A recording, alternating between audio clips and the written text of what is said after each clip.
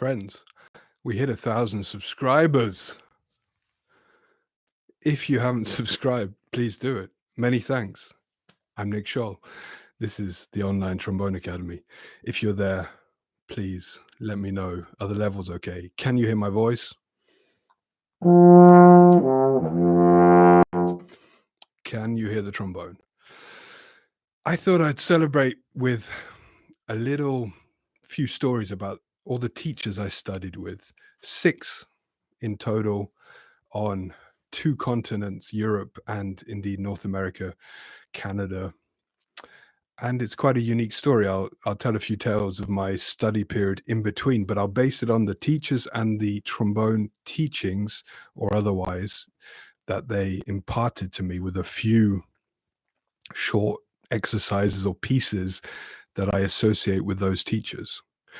Before I do that, thank you once again for turning up, for being a loyal watcher and subscriber. Please hit subscribe. You know, it's the best way you can support the channel still. And you can buy my course. I won't be commercial today. I do have a course for beginners and for people wanting to learn how to play intuitively. It's all linked below. But today we'll talk about my great teachers. Just briefly, what is the Online Trombone Academy? This was a Corona baby. We were all hanging around way too much at home, and I thought I'd do something positive. I absolutely love these things that I'm clutching like a baby. I ended up by chance having nearly all my bass trombones around me. I kept switching until I got my favorite one, which of course is the Cancel 1662, at least my favorite double valve.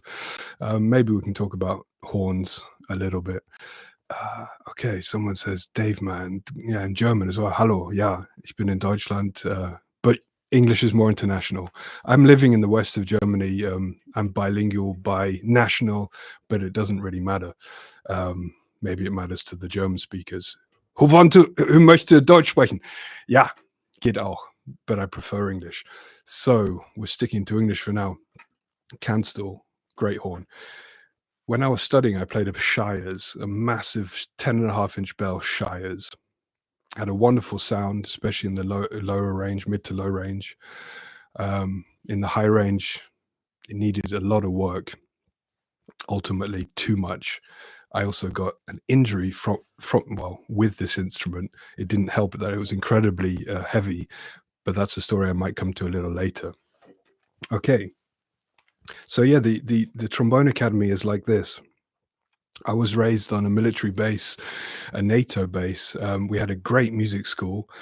We didn't have so many specialist teachers. I had a French horn teacher. He was fantastic, but he wasn't a trombone specialist. So my first specialist trombone teacher, I think I was about 17 maybe, when I went out into the big wide world and found the local orchestral teacher.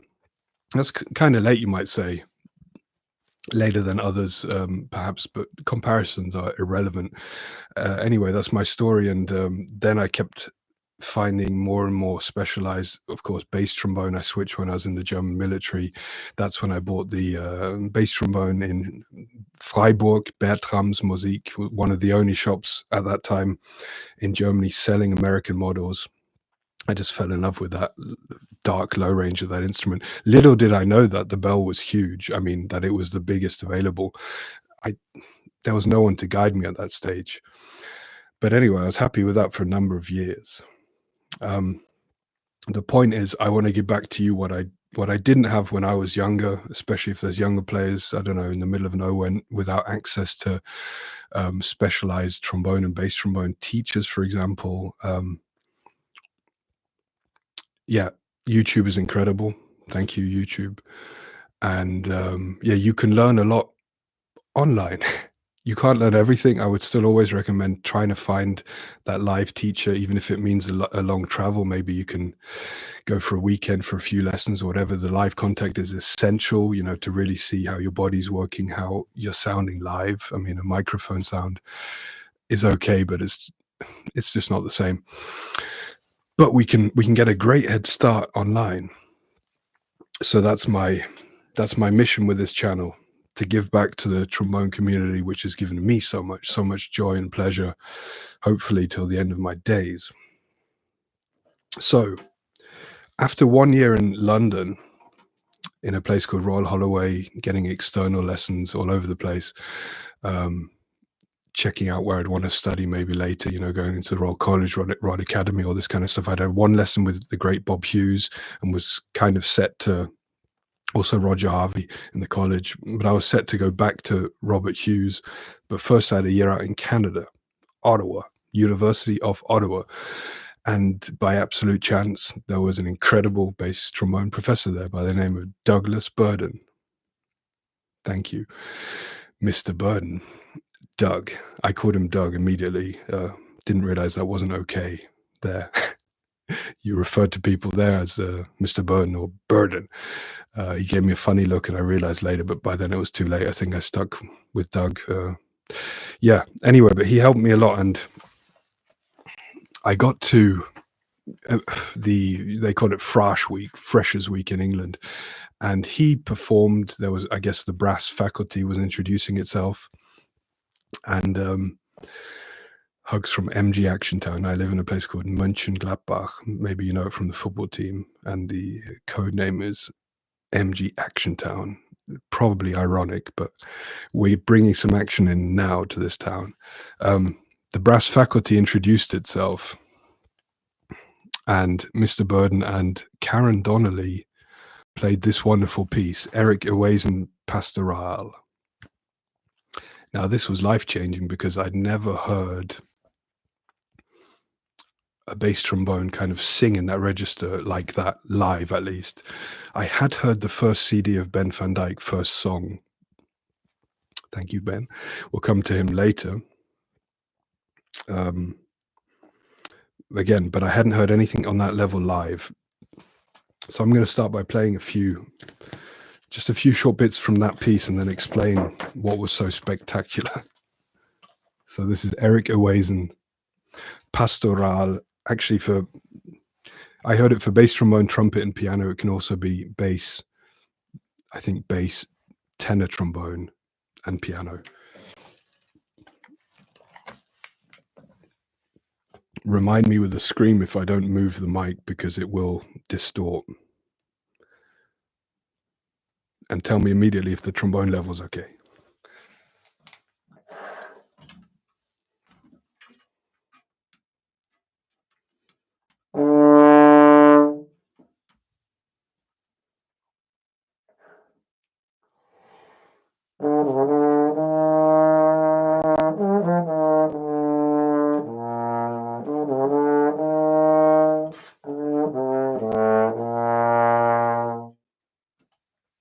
Okay, that's the first part.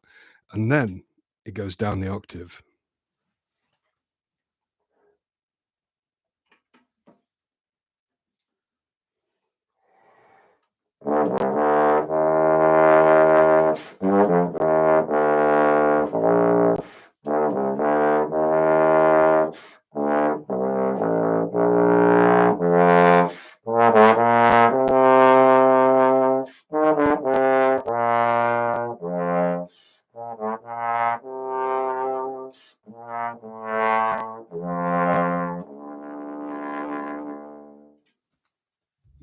I can still hear that beautiful singing tone of Karen as well, above, in the higher register, the beautiful harmony. I performed it later, about a year later when I returned to London. I was so inspired. Anyway, I hadn't heard that kind of lyrical playing before on the bass trombone. That's a low D, valve D to a low C. Da, da, da, da. He played it so beautifully. I was just flashed, And week later, I had the first lesson. And what happened, he revolutionized my approach to bass trombone. I should have a breathing bag now, essentially. He made me buy a load of stuff, a load of books, and a breathing bag, 6-liter, rubber. Fill the bag in a second, in a beat. 1, 8 out, or it was the Jacobs exercise. He had studied for a while also with Jacobs in Chicago. 8 beats in, 8 out, 4, 8, 2, 8, 1, 8. I still do it with my students now, not with the breathing bag, but that helps for endurance because of the whole oxygen thing. You don't get lightheaded as quickly. No, that was the theory anyway. Yeah, so Doug,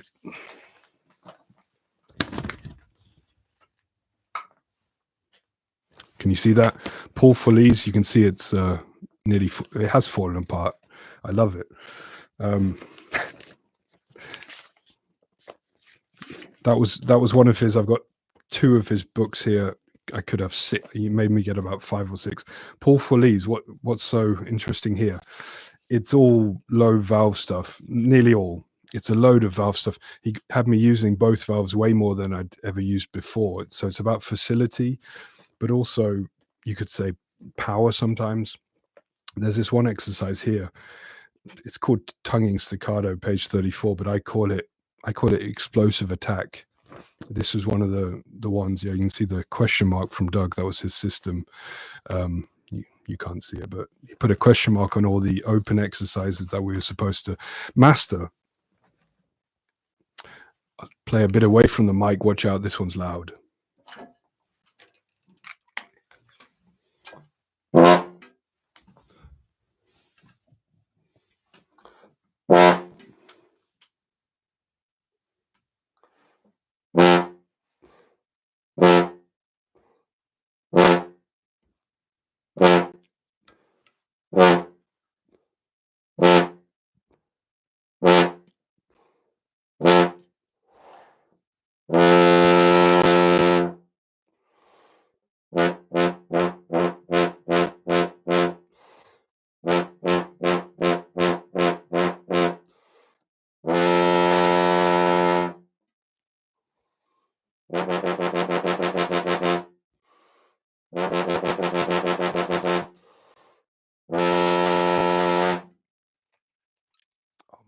I didn't move the mic. I'm sorry.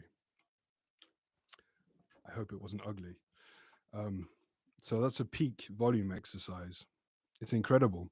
Sometimes I do it with a practice mute for even more resistance. So that was a low F, and then you move down. Well, in this case, E flat, low D flat, low C flat goes down in tones.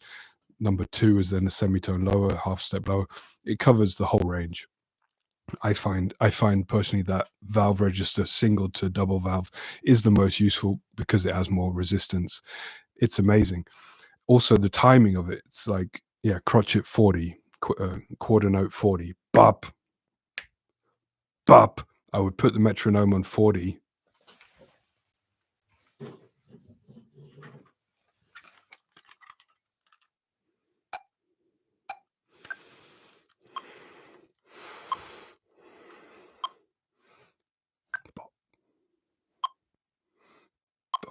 It's so slow. It's also good for subdivision. Bop. You feel the semiquavers or whatever. It's amazing. It's also kind of got this zen element because of the space it opens up because it's so slow. Bop.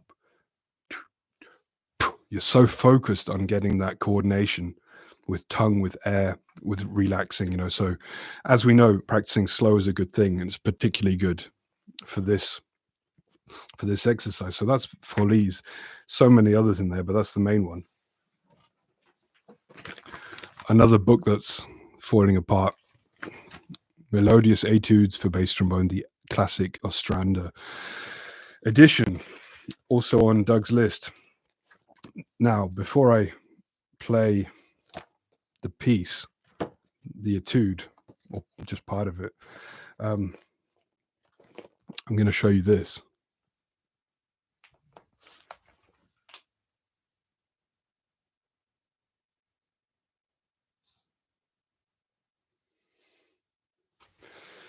This is the Yamaha Doug Yo model.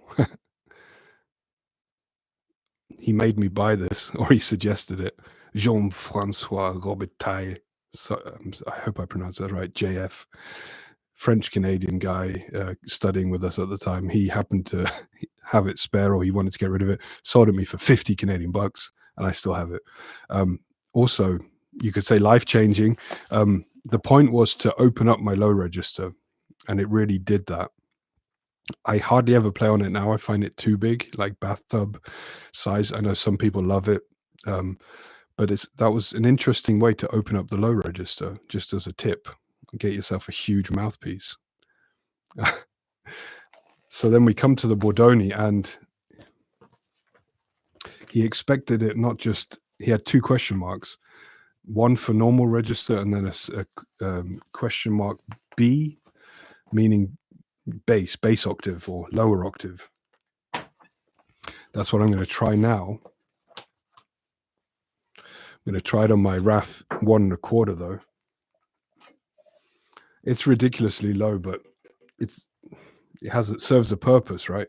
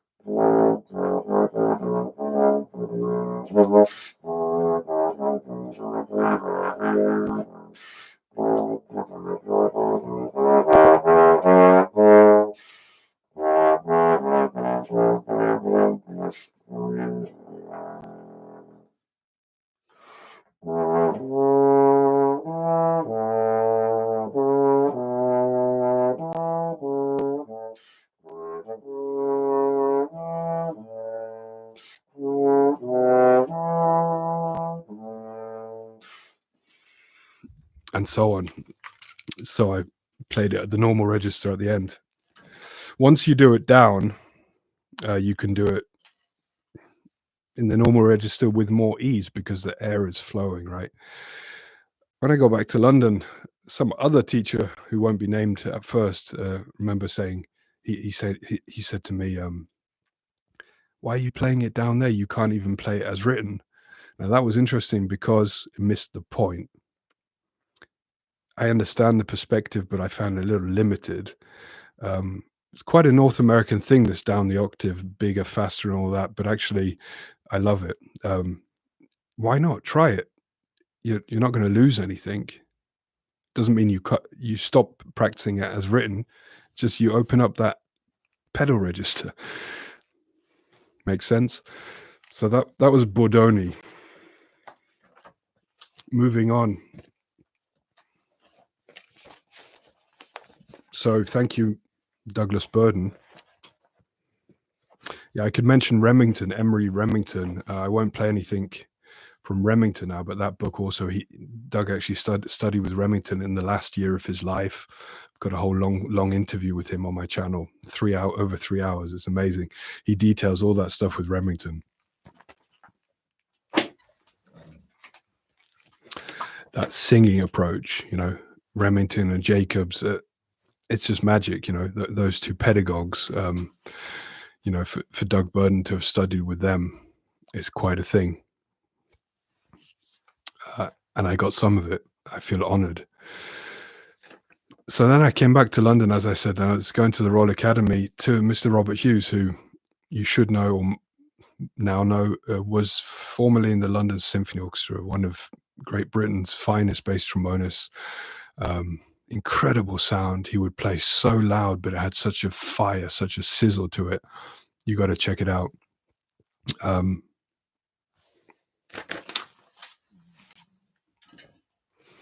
Here's an exercise. This might sound ridiculous, but I'll play it first and then explain.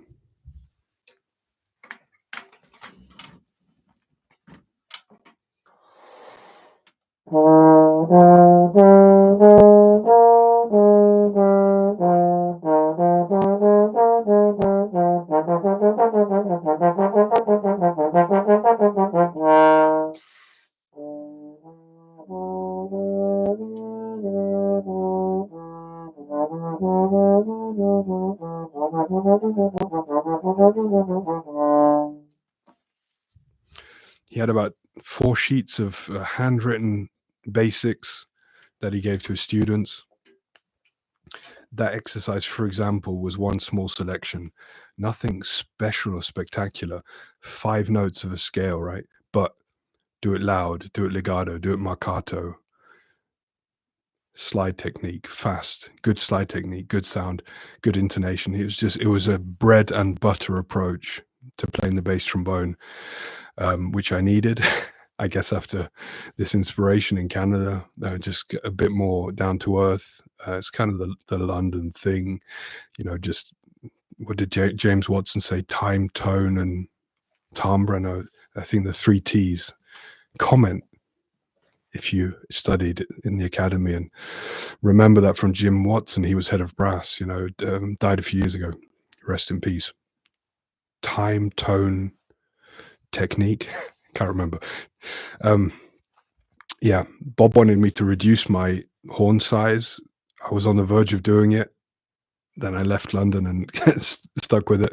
It was all about compact sound with him, right? That's why his sound is so incredible, because there's not an inch, there's not a millimeter of excess fat. It's just pure resonance. Interestingly, now I play, I mean, yeah, interesting. This 1662 is basically a modern copy of the Con 62H, which is like the holy grail of bass trombones, which Bob also played for most of his career. Elkhart model, of course. I don't think I've had one in my hands yet, but it's gonna find me. I'd love to compare the two, see who wins. The con junkies are gonna comment now, and like trolls, they're gonna say, "Forget Canstel." This is a Massimo Pirone. Says it here on the bell. He sold it to me a few years ago. Thanks, Massimo. It's great. One other kind of Bob Hughes tribute.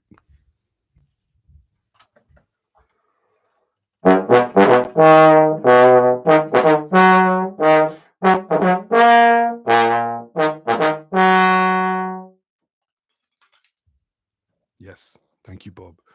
Hope you're well. So then I nearly stayed in London. I nearly stayed. But I'd been to Rotterdam, Netherlands,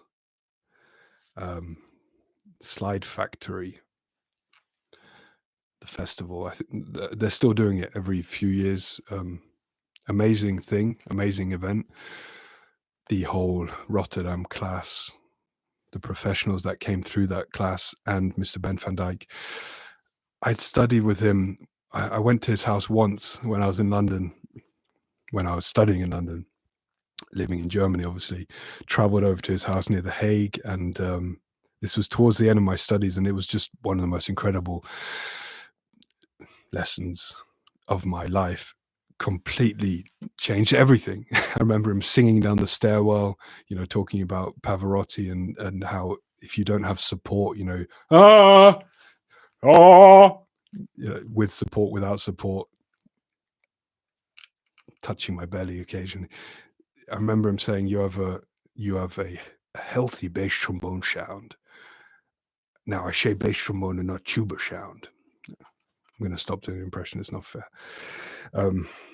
Healthy bass trombone sound. That was a big compliment, because he said a lot of people, and especially at that time, equipment was getting bigger and bigger, was sounding too much like tuba on a stick. This was, 15 years ago, 2008, 7. Maybe we reached the peak there of this phase of bigger and better. I had a huge equipment with the Shires, like I said, but he had no problem with it. He had no intention of changing my equipment, just especially my sound production or my use of air. So to cut the long story short, I had positions in London, the academy, the college, Royal Northern. I met Chris Holding up there, and it was all so interesting.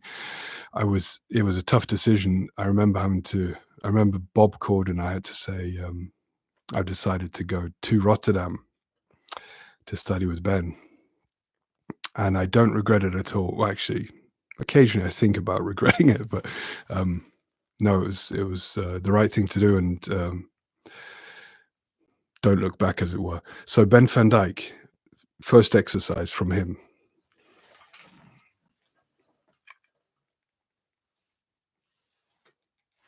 Ben's Basics.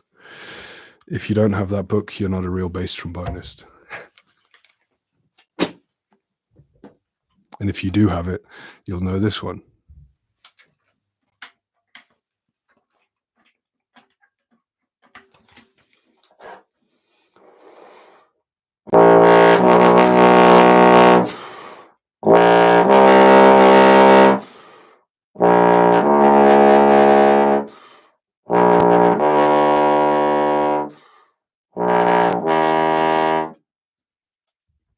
And so on and so forth. Low B, pedal B flat connecting to double valve, B natural, then C sharp, then D, right? Then go into single valve, so chromatically up, always from the pedal B flat. Simple exercise, it's not simple at all, because you're going from zero resistance to maximum resistance, B flat to B natural, and the sound is supposed to be the same, right? So that was a classic Ben exercise. Here's another one.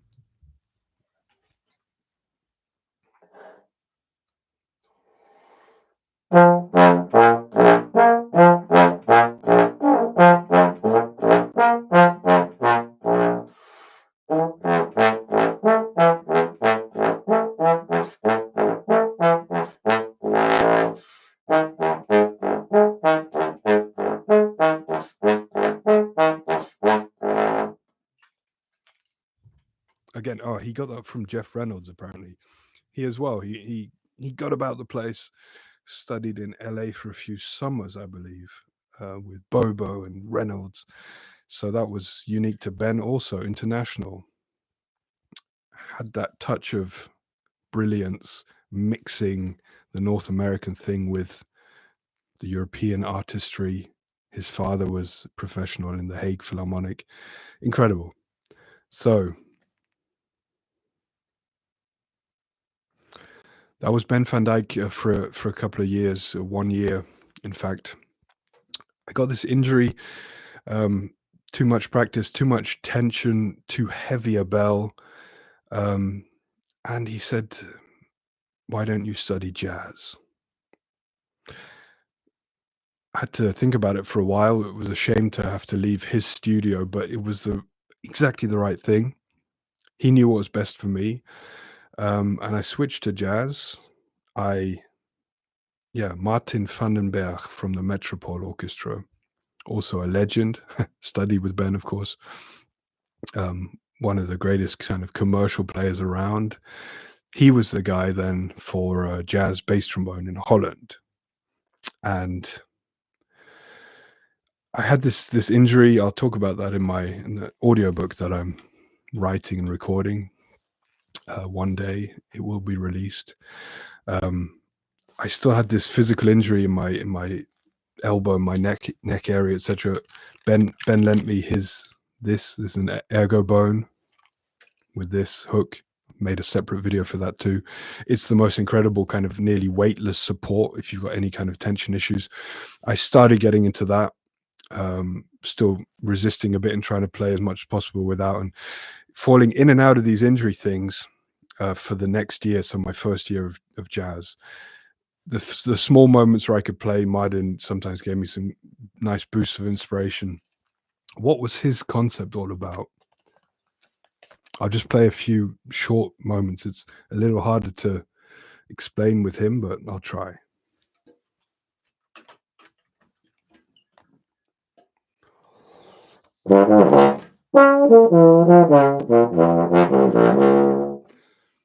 So I've got written there. That's Mark Nightingale. I forget the name. I think it's called 12 Undertones for bass trombone. Great little jazz studies. Dirty bomb. By that, it goes 2 octaves higher to that D flat, and I've got written small. Now that's Martin, 100%.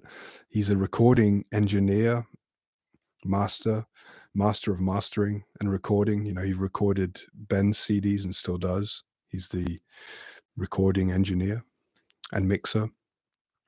He understands acoustics. He's always being recorded in his orchestra, the Metropole. I'll play it. I'll play it a different way.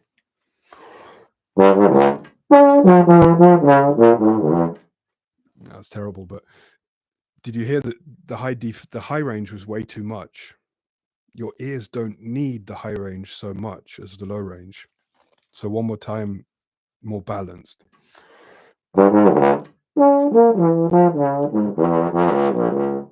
And then crescendo low.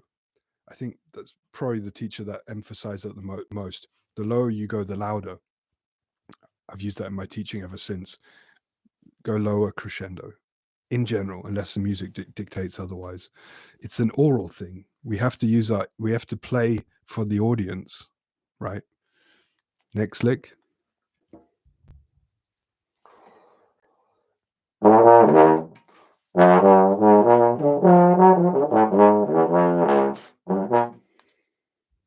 sorry, I only wanted to play 3 notes.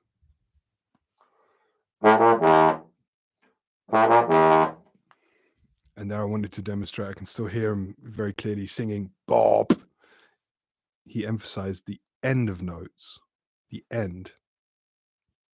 Dot, how to close notes. Nobody in the classical realm was talking about that. It's a commercial thing. But you can use it everywhere. Buddy dot, a fast tongue break off. I won't do it again. I've got written there a line, tenuto line with a dot underneath. Buddy dot. It can be interpreted so many ways. In the jazz context, that meant cut off with a tongue, but give it some length. Dot, doit, they say sometimes, in big band. So that was Nightingale. I'll leave Mr. Vandenberg with one other lick.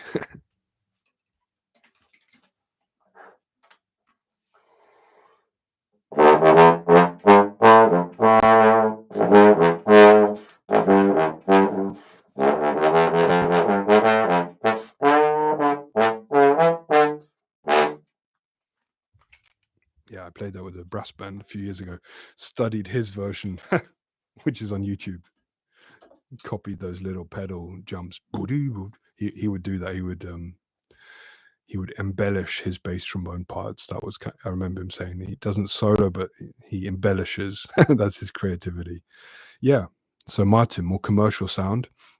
I forgot one important guy when I was in Rotterdam.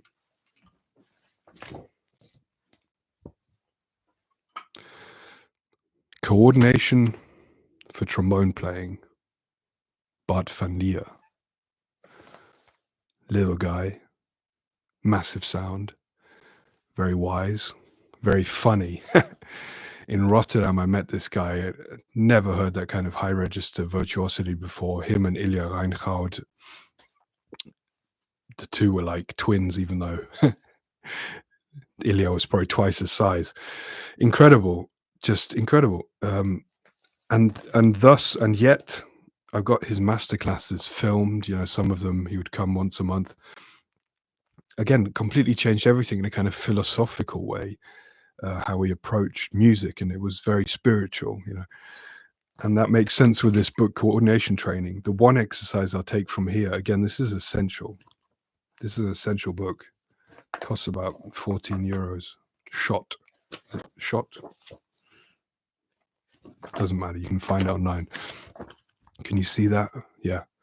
These cute little alien diagrams. He may have made them himself. Do you see there? It's kind of relaxation of the head and neck area.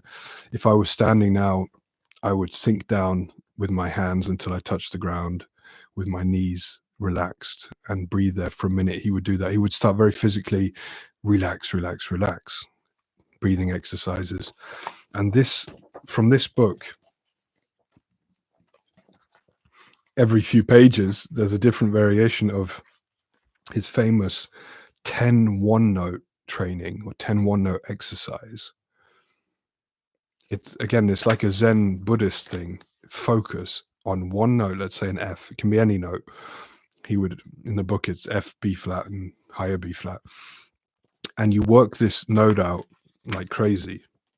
I'll just play a few basics. For example, ha da, without tongue, right? Ha, da. That's probably the most essential thing I would take from this exercise.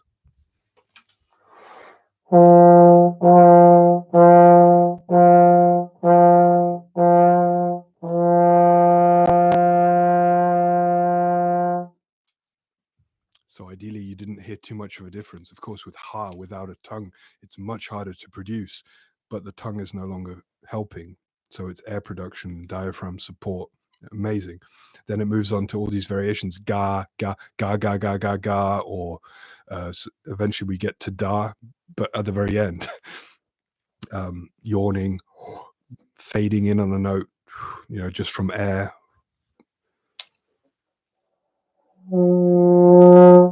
Just from nothing, just to get sensitive with the lips. Oh yeah, and then really short, da, 2, 3, 4, da.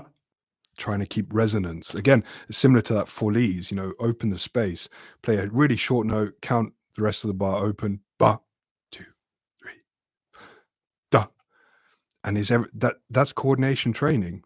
It's you're putting your 100% focus on the shortest possible note.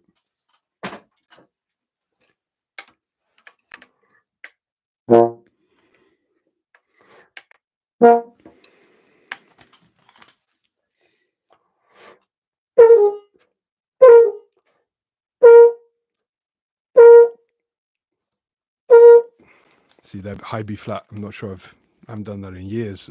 Just an example, because that's what he would do. He would run through the octaves, and then he would probably hit the high F above that B flat, and do a scale up to the heavenly B flat, which I've never played in my life. It's probably the first time I heard that note from him. B flat, an octave above the four ledger line B flat that I just played. But that, for example, so you could go to the extremes as well until you find that pitch. It's focus, it's coordination. It really puts your technique under the loop. Highly recommended. Bart van Leo. Suddenly, the trombone department from. Are you still there? By the way, give me an emoji in the chats, my friends. Who's there? I can't see. I can't see who's there. I see Dr. Z from California, Dominique, Chris, my dad, Dave, man. I'd like to know who that is. Dave, man, has to work. Okay, maybe others will see this later, of course. Yeah, that was Bart van Leer. The trombone department of Rotterdam suddenly picked up and moved to Amsterdam. I went with them, and in Amsterdam was still Martin and Bart's brother Erik van Leer, a few years older, also a legend, the bass trombone brother. What a combination at home. I'm thinking what I would play, but actually, interestingly, I decided for Erik I wouldn't play anything. I would just sit here.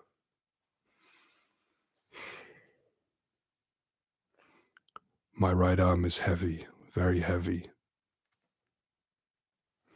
My eyes are heavy, very heavy. Left arm heavy. Right leg heavy, left leg heavy. I'm completely heavy, positively flowing, red, warm, and at ease. You know that one? It's called autogenes training. I'm not sure how it's called in English. How the stands not on properly. That's dangerous. It's a subconscious relaxation training. So let me give you a short context, because that's important for this teacher, this master. I was still suffering with heavy injuries at this stage. I just couldn't get back to, I was on the verge of quitting. I found the motivation somewhere deep within me to continue. Erik was a big part of that.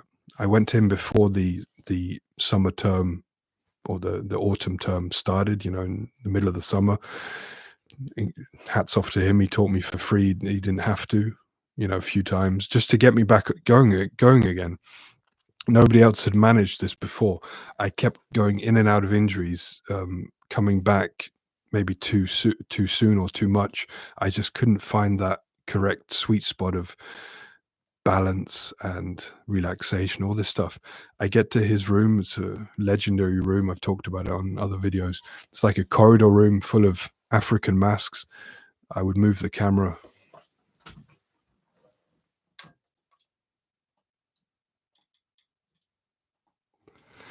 Bass trombones have a thing with African masks. Phil Thiel also had them apparently in his cellar teaching room to freak out his students.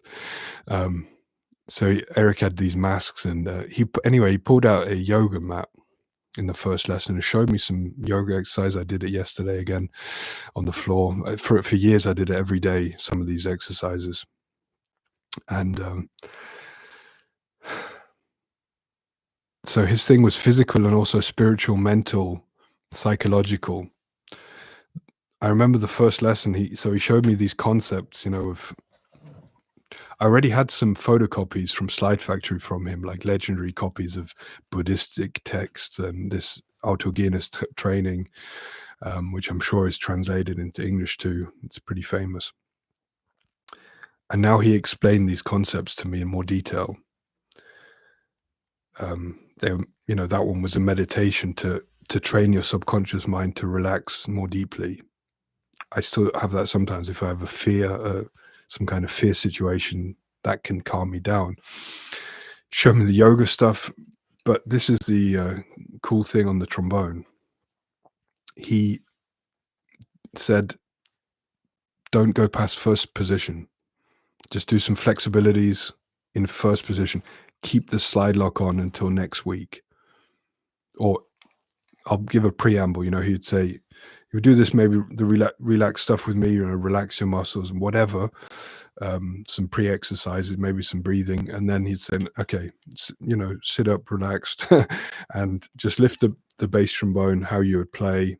Then he asked me, "Is there any pain?" I can't remember my answer. It was probably maybe a little, or maybe a 3 out of 10, or there was always something lingering, but it wasn't high.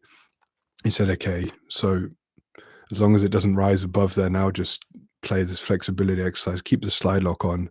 See you next week." Amazing. Revolutionary. I did that for a week, didn't leave first position. You guessed it, what happened the following week?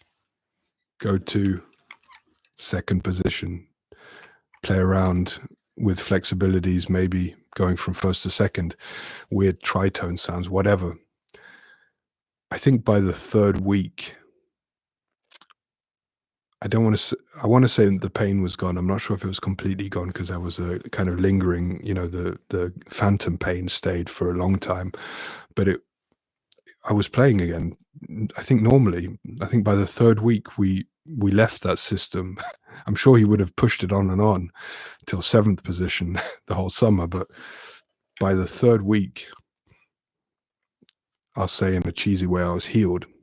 Not entirely, things did surface again, but the worst phase was over. So I'll never forget Erik van Leer for that incredible patience, and only a master teacher can understand a student going through that kind of suffering in their student phase. Unfortunately, a lot of students, even now, maybe more now, are falling into these kind of injuries or psychological burnouts younger and younger. It's tragic. The pressure is mounting. The jobs are getting fewer. Students are getting more.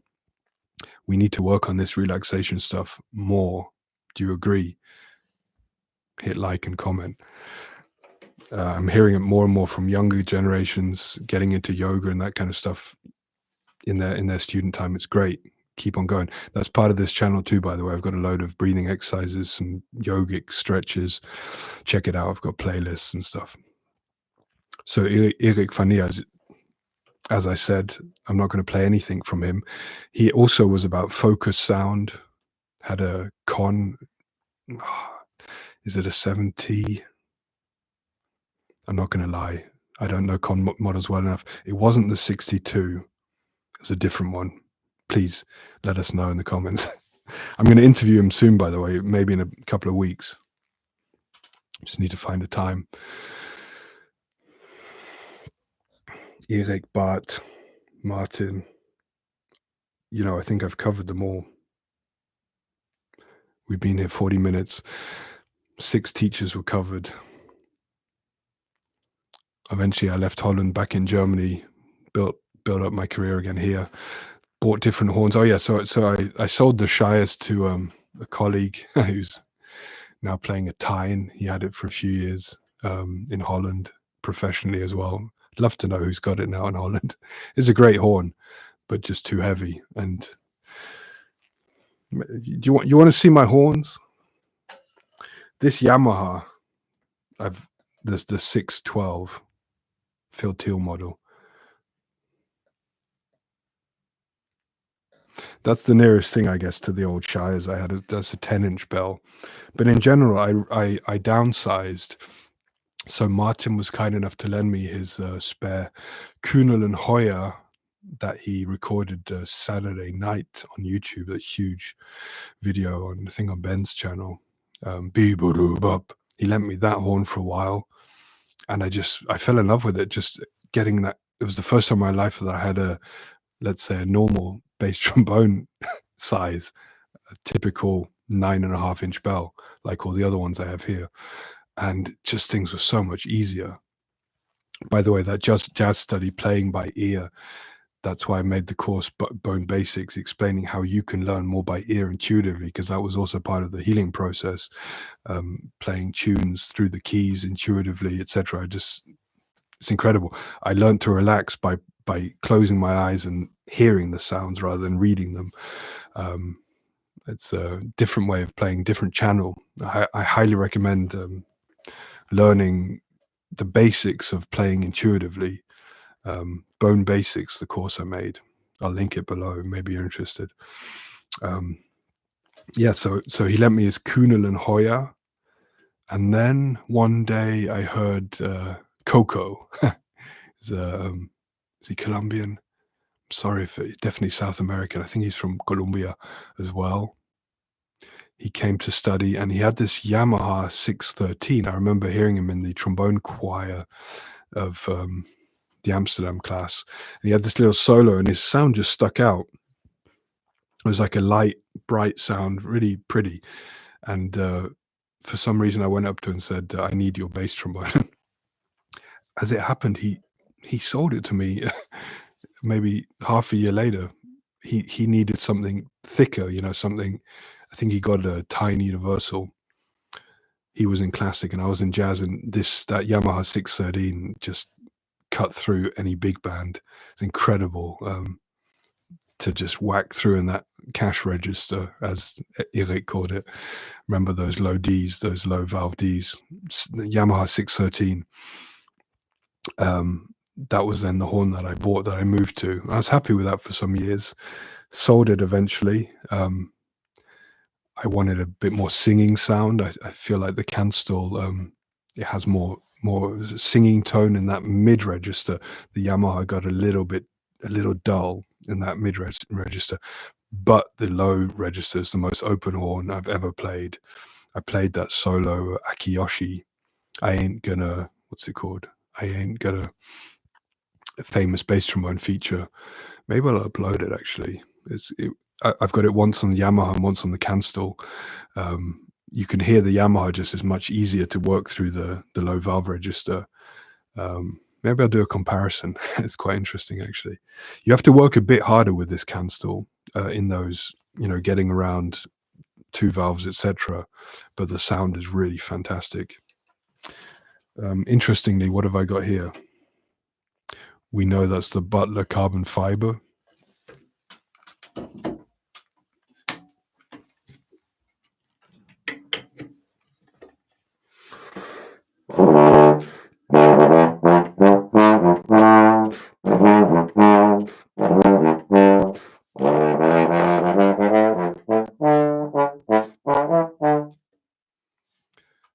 Just played that chord. Also a great horn, good for recording, not so good for acoustic situations, in my opinion. I've made a few videos about it already. I'll make another one. I think I was the first European to get this horn. I was still suffering with some neck stuff, so I got a lighter horn.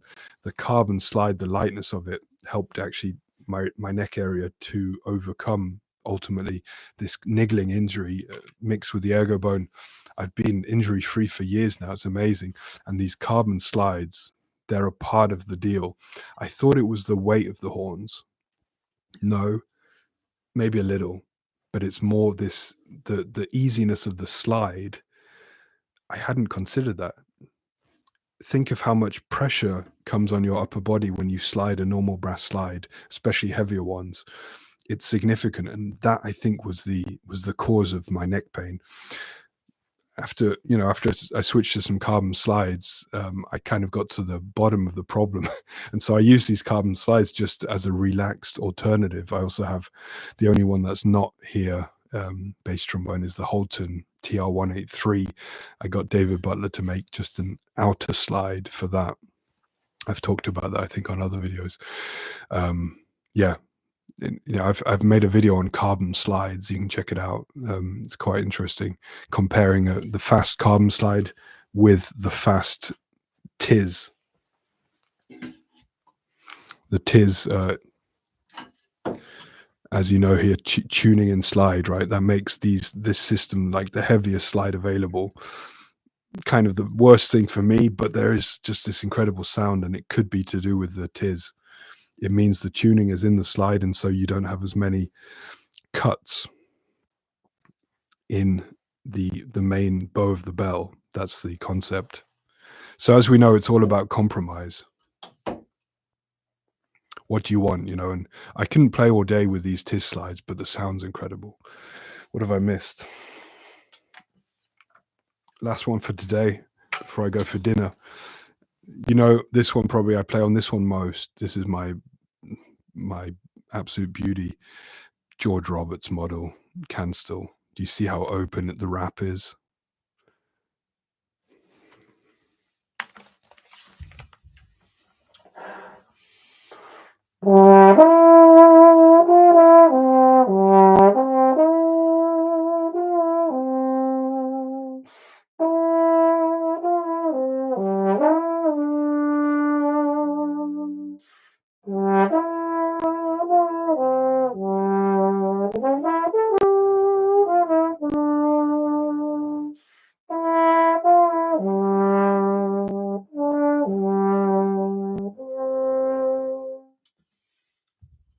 I got that recording from Erik van Leer, I think, who got it from his brother Bart.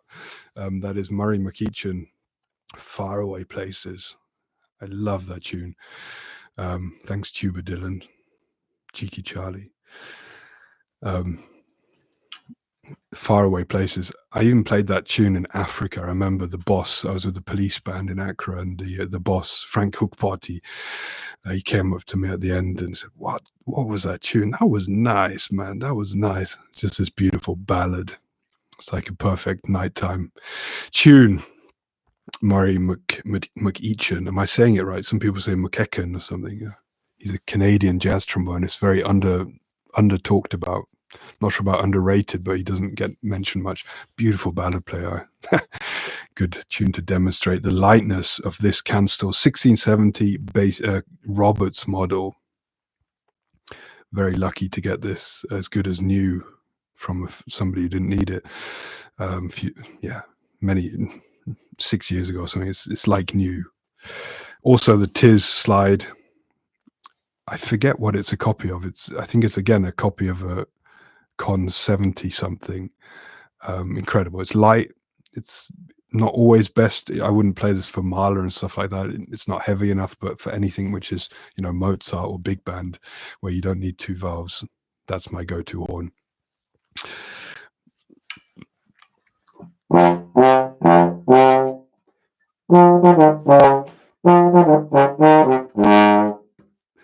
my biggest hit on YouTube, that one. 20-second clip with the Canstel. Moscow. All right, friends, thanks a lot. Please hit subscribe, continue, support the channel. The most important thing, though, is comment below. What do you want from this channel? I'm up for play-alongs, tutorials, but what kind of tutorials? What do you need help on? Is it sound? Is it slide technique? Is it range, high, low register, attack, articulation? If you build it, they will come. If you build it, it will come. One of the two. Let's stay interactive, friends. Play along coming up tomorrow. Surprise. And onwards and upwards. See you next time.